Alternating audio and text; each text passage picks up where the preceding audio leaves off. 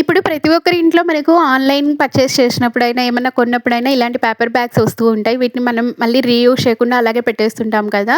So, ఈ paper బ్యాగ్స్‌తో అయితే మంచి క్రాఫ్ట్ అయితే ఇవాళ చూసేస్తాము. సో, బాస్కెట్ అయితే నేను రెడీ చేస్తున్నాను.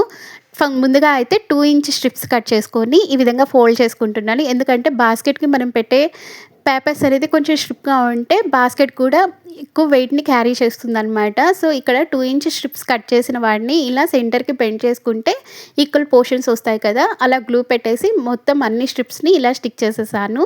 1 ఇంచ్ స్ట్రిప్‌ని కూడా ఇదే విధంగా చేసుకొని దాన్ని అల్లడానికైతే యూజ్ చేస్తున్నాననమాట.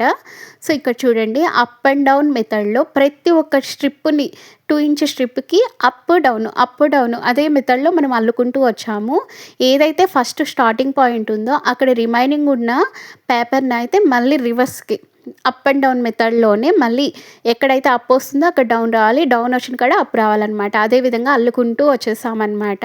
ఫైనల్‌గా ఎడ్జెస్ ఉంటాయి కదా! ఆ పేపర్స్‌ని ఇలా లోపలికైనా పెట్టేసి స్టిక్ చేయండి. లేదు అంటే పేపర్‌లోకి ఇన్సర్ట్ చేయొచ్చనమాట. ఇక్కడ చూస్తున్నారు కదా! సో, ఫైనల్‌గా అయితే పేపర్ బ్యాగ్ నుంచి ఉన్న థ్రెడ్స్‌ని ఇక్కడ తీసుకొచ్చి స్టిక్ చేసేసాను. ఎగ్జాంపుల్ మీరే చూడండి ఎంత వెయిట్ అయితే క్యారీ చేస్తుందో. సో, దీన్ని మనం టెంపుల్స్‌కైనా ఎవరికైనా బాక్సెస్ పంపించాలన్నా ఈ బాస్కెట్‌నయితే యూజ్ చేసుకోవచ్చు.